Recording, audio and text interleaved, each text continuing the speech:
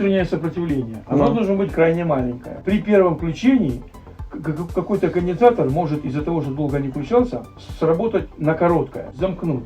Из-за этого соседи повздуваются и погорят СМД-компоненты. То бишь он сгорел при включении. Но это при условии, если там стоял грамотный предохранитель. Он сгорит за доли секунды. Есть тупые предохранители, которые, например, вот как он себя ведет, там проволока внутри стоит. Вот ты включаешь, там такие, если под микроскопом, там насечки на самой проволоке. И во время первого включения, когда что-то не так, эта насечка лопается прям мгновенно. И у тебя прибор остается весь живой, весь. Есть тупой предохранитель, который при включении, вот, там он краснеет, так, как лампочка. Покраснел, но выжил. Зато на все остальное. А предохранитель выжил. В его случае, если бы там действительно были вздутые конденсаторы от нас и сгоревшие СМД-компоненты, опять же, от нас, 100% он бы на рецепе даже не заработал. Поэтому всему виной это время, потому что он их не включал. А не включать их нельзя. Хотя тут опять спорное мнение. Тупые мастера будет лбом об стол биться, выгораживать себя и говорить, что я хороший, и оборудование сколько ни стоит, оно будет живое. Это неверно. Даже автомобилем надо заводиться хотя бы раз в месяц. Не из-за того, что он поржавеет. Сама электроника наебется, понимаешь? Не отработает правильно запуск мотора, где-то что-то сикость-накость пойдет, что-то с чем-то встретится. Поэтому, возможно, это так. Возможно, у него кроссовер, а не преамп. Потому что как это работает?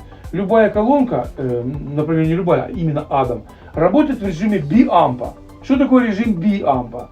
Это в него внутри стоит два усилителя. Один усилитель качает верхний динамик, второй усилитель качает нижний динамик. Это называется режим биампа. Есть режим full range. Это когда один усилитель воспроизводит частоту полную, 20-20 кГц.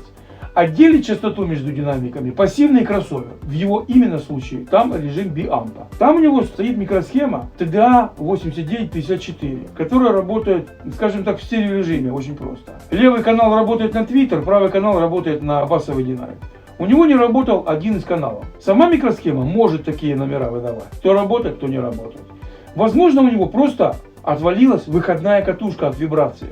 Это болезнь всех активных акустик. Там катушка садит на 0 400 кГц. На такой частоте работает эта микросхема.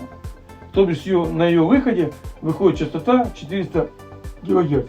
Для того, чтобы они не попадали в динамик, ставят катушку. Ну, дроссель, иными словами. Вот. И эта катушка, она через себя полностью проводит этот звук. Вот когда она от вибрации, она тяжелая, а ее на заводе приклеивают. Но это все до поры до времени. От того, что колонка постоянно трясется, все тяжелые детали тоже трясутся. И рано или поздно оно отвалится. И еще, для того, чтобы создать частоту для этого усилителя, сам он ее не поделит. Для этого есть активный кроссовер, там внутри стоит. То бишь преамп разгоняет правильный сигнал 0,7 до 2 вольт, разогнать, стоит преамп. Но он, в принципе, не преамп, а усилитель напряжения. Но этот преамп подает сигнал на активный кроссовер. Одна микросхема отдает сигнал, ну как микшерный пульт, отдает сигнал на одну микросхему и на вторую микросхему. Одна микросхема преобразовывает сигнал вот такой, а вторая микросхема преобразовывает сигнал вот такой. И они обе отдают сигнал на выходную микросхему, которая один канал микросхемы усиливает, который отдается на Twitter сигнал, а вторая микросхема, которая вот такой сигнал отдает на второй канал выходной микросхемы, которая усиливает басовый динамик. Вот и вся схемотехника. Если по логике, если бы не работал преамп, у него полностью звук бы пропадал. И причина обращения была такая: колонка то работает, то не работает, понимаешь? А у него басы. Либо динамик, либо кроссовер. Но если выходная микросхема, во-первых, менять эту микросхему и заказывать — это очень большой геморрой. Я постоянно их заказываю десятками, потому что из десятка приедут всего 2 рабочие. Ну, сейчас так делаю. И не заметить это было невозможно. Ну, я тебе рассказал полностью, как работает эта колонка. И, судя по его признакам, сломано вот это, что я тебе рассказал. То есть сейчас новая проблема, которая возникла, это новое, скорее всего. Это новое. Просто из-за того, что он долго стоял. Да. Если менял СМД-компоненты и вздутые конденсаторы не могут быть просто так. Они вздуваются тогда, когда за ними что-то не так. Конденсатор — это такой чувак, который контролирует все, что не перед ним, а за ним. Когда за ним все хорошо, он работает все спокойно.